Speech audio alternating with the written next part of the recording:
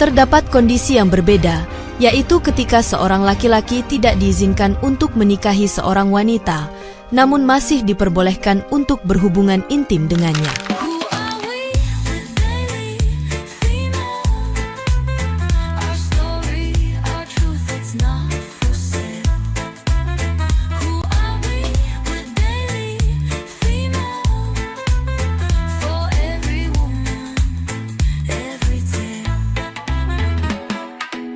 Bismillah, alhamdulillah, jika video ini muncul di berandamu, ini adalah petunjuk dari Allah kepadamu.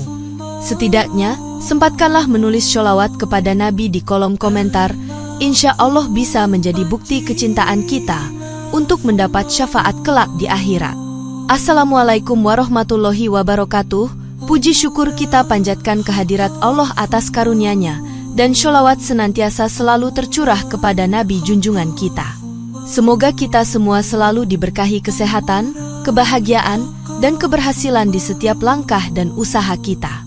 Dan semoga kita tidak mati, kecuali dalam kondisi beriman dan berislam. Saudara-saudaraku yang dirahmati Allah, dalam Islam, seringkali dipahami bahwa berhubungan intim dengan seseorang yang belum dinikahi adalah perbuatan terlarang dan termasuk dalam kategori zina. Namun, ini akan menjadi suatu kejutan bagi sebagian orang bahwa terdapat wanita yang diperbolehkan untuk dijima tanpa adanya ikatan pernikahan, bahkan dengan larangan untuk dinikahi. Keajaiban ini mungkin membingungkan, namun di dalamnya terdapat kedalaman tradisi dan spiritualitas Islam yang perlu kita pahami dengan seksama. Mari kita telaah lebih lanjut dalam materi ini, yakni wanita dilarang dinikahi tapi boleh dijima menurut tradisi dan spiritualitas Islam. Sebelum membahas lebih lanjut tentang wanita yang boleh dijima tapi tidak boleh dinikahi, penting bagi kita untuk memahami konsep nikah dalam Islam. Nikah dalam ajaran Islam adalah pernikahan yang sah antara seorang pria dan seorang wanita yang dilakukan dengan tujuan membentuk keluarga dan melaksanakan perintah Allah.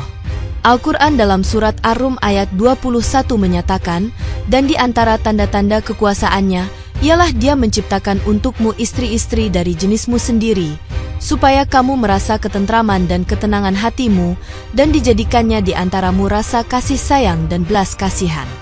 Sesungguhnya pada yang demikian itu, benar terdapat tanda-tanda kebesaran Allah bagi orang-orang yang berfikir. Dari ayat tersebut, dapat disimpulkan bahwa nikah adalah bentuk hubungan suami istri yang diakui oleh Allah. Oleh karena itu, ada beberapa syarat yang harus dipenuhi agar pernikahan tersebut dianggap sah dalam pandangan agama Islam. Dalam ajaran Islam, terdapat beberapa kondisi di mana seorang laki-laki diperbolehkan untuk mengambil seorang wanita sebagai istri kedua, ketiga, dan seterusnya yang dikenal sebagai poligami. Namun sebaliknya, ada juga kondisi di mana seorang wanita tidak dapat dinikahi oleh seorang laki-laki. Wanita tersebut adalah mahram, yaitu kerabat dekat yang diharamkan untuk dinikahi dalam Islam. Dalam Al-Quran surat An-Nisa ayat 22, Allah berfirman, dan janganlah kamu nikahi wanita-wanita yang telah dinafkahi oleh bapak-bapakmu, kecuali yang telah terjadi di masa lampau. Sesungguhnya yang demikian itu adalah kekejian dan perbuatan yang amat buruk dan jalan yang buruk. Hal ini menegaskan larangan menikahi wanita yang telah dinafkahi oleh ayah kita, kecuali dalam keadaan tertentu di masa lampau. Namun, terdapat kondisi yang berbeda, yaitu ketika seorang laki-laki tidak diizinkan untuk menikahi seorang wanita, namun masih diperbolehkan untuk berhubungan intim dengannya. Wanita tersebut adalah milkul yamin. Dalam Islam, pemahaman terhadap hukum-hukum yang berlaku menjadi sangat penting agar dapat mengamalkannya dengan benar. Salah satu contohnya adalah dalam konteks perbudakan, di mana seorang tuan yang muslim tidak diizinkan untuk menikahi budak wanitanya. Meskipun tidak diizinkan untuk dinikahi, budak wanita tersebut tetap dihalalkan untuk dijima. Namun, ketika budak tersebut telah dimerdekakan, maka ia menjadi haram untuk dijima sebelum dinikahi. Konsep milkul yamin atau budak yang dimiliki disebutkan dalam beberapa ayat Al-Quran seperti dalam surat Al-Mu'minun ayat 5-6, dan orang-orang yang menjaga kemaluannya kecuali terhadap istri-istri mereka atau budak yang mereka miliki, maka sesungguhnya mereka dalam hal ini tiada tercela. Syekh As-Sadi menjelaskan bahwa milkul yamin merujuk kepada budak perempuan yang dimiliki oleh seseorang. Dalam kitab Al-Muhadzab karya Imam Abu Ishaq Syairozi yang kemudian dijabarkan oleh Imam An-Nawawi dalam kitab Al-Majmu Syarah Muhadzab, dijelaskan bahwa seorang tuan yang memiliki budak wanita tidak diperbolehkan menikahinya, namun diperbolehkan untuk melakukan hubungan intim.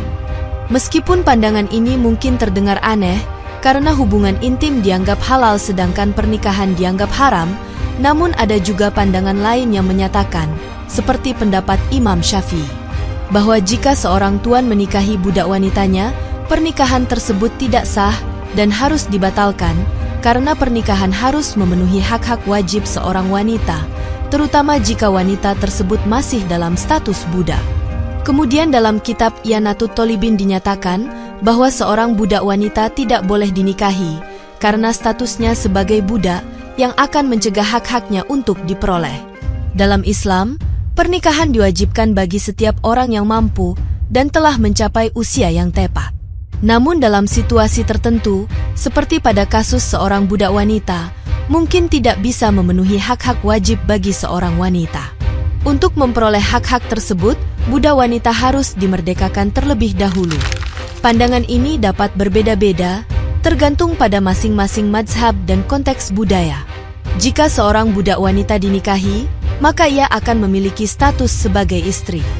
Namun jika tidak dinikahi, ia hanya menjadi milik tuannya dan dianggap sebagai budak. Status kepemilikan budak dinilai lebih kuat dibandingkan istri sah. Perbudakan memberikan dua faedah, yaitu keuntungan bagi tuannya, karena bisa digunakan untuk bekerja atau melakukan hubungan badan, serta bisa dijual beli. Namun, hal ini tidak berlaku pada istri, karena istri tidak memiliki status sebagai harta atau milik sang laki-laki. Dalam Al-Quran Surat An-Nisa ayat 3, Allah berfirman, "Dan jika kamu takut tidak akan dapat berlaku adil terhadap hak-hak perempuan yatim, bila mana kamu menikahinya, maka kawinilah wanita-wanita lain yang kamu senangi, 2, 3, atau 4. Kemudian jika kamu takut tidak akan dapat berlaku adil, maka kawinilah seorang saja, atau budak-budak yang kamu miliki." Yang demikian itu adalah lebih dekat kepada tidak berbuat aniaya. Pandangan ini menegaskan bahwa dalam konteks perbudakan, hak-hak budak wanita tidak setara dengan hak-hak istri, sehingga pernikahan dengan budak wanita dianggap tidak sah. Hal ini juga menggarisbawahi pentingnya keadilan dan pemenuhan hak-hak dalam pernikahan yang tidak dapat terpenuhi sepenuhnya dalam hubungan antara tuan dan budak wanita. Dalam Islam, istri sebenarnya hanya menjadi kemanfaatan saja dan tidak menjadi milik suami secara hakiki. Meskipun istilah suami istri dalam bahasa memiliki arti saling memiliki, namun secara hakikat, suami dan istri hanya dapat saling memanfaatkan satu sama lain. Apabila terjadi pemahaman bahwa ada kepemilikan atas pernikahan, maka hal tersebut justru dapat membatalkan pernikahan. Istri masih menjadi milik orang tuanya, sehingga suami tidak diperbolehkan untuk menjualnya kepada orang lain. Berbeda dengan budak, baik secara bahasa maupun hakikat, ia berstatus sebagai milik tuannya dan dapat diperjualbelikan. Jika seorang laki-laki menikahi budak perempuan yang dimilikinya, maka pernikahan tersebut tidak sah karena statusnya sebagai budak mencegah hak-haknya dalam pernikahan. Namun, jika sang laki-laki telah memerdekakan budak perempuan tersebut, barulah kemudian boleh menikahinya dan ia akan mendapatkan pahala yang berlipat ganda. Dalam Islam, penting untuk memahami bahwa pernikahan adalah ikatan yang mengharuskan adanya keseimbangan dan saling menghormati antara suami dan istri, bukan bentuk kepemilikan. Hal ini mencerminkan prinsip-prinsip kesetaraan dan keadilan yang dipegang teguh dalam ajaran Islam. Dalam pandangan orang awam, hukum Islam tentang budak dan pernikahan memang terkesan ambigu. Di satu sisi, Islam menentang perbudakan, namun di sisi lain, Islam juga memperbolehkan tuan untuk menikmati kehangatan ranjang dengan budak perempuannya. Namun, ketika kita memperdalam masalah ini, akan semakin jelas bahwa ada beberapa hal yang perlu dipertimbangkan. Pertama, perbudakan bukanlah produk agama Islam, namun sudah menjadi pola hidup seluruh umat manusia sebelum Islam datang. Kedua, hukum positif semua peradaban manusia juga memperbolehkan adanya perbudakan, termasuk keabsahan untuk menyetubuhi budak perempuan. Ketiga, membebaskan budak dengan tebusan adalah satu-satunya jalan yang dibenarkan dalam hukum. Keempat, perbudakan juga merupakan bagian utuh dari sendi dasar perekonomian suatu bangsa. Menghilangkan perbudakan berarti meruntuhkan sendi-sendi dasar perekonomian. Bayangkan saja, jika harga seorang budak saat itu mencapai 100 dinar, artinya, jika 1 dinar emas senilai dengan harga seekor kambing, maka seorang budak setara dengan harga 100 juta rupiah. Jika seorang tuan memiliki 100 budak, maka nilai asetnya mencapai 10 miliar rupiah. Oleh karena itu, menghapuskan budak dalam satu ketukan palu dapat menimbulkan goncangan dan keruntuhan ekonomi yang besar. Oleh karena itu, Islam melakukan perubahan secara perlahan dalam penghapusan budak untuk menjaga keseimbangan dan kestabilan ekonomi suatu bangsa. Oleh karena itu, meskipun terdapat perbedaan pandangan, semua hal ini harus dipertimbangkan dengan matang dalam memahami pandangan Islam mengenai budak dan pernikahan.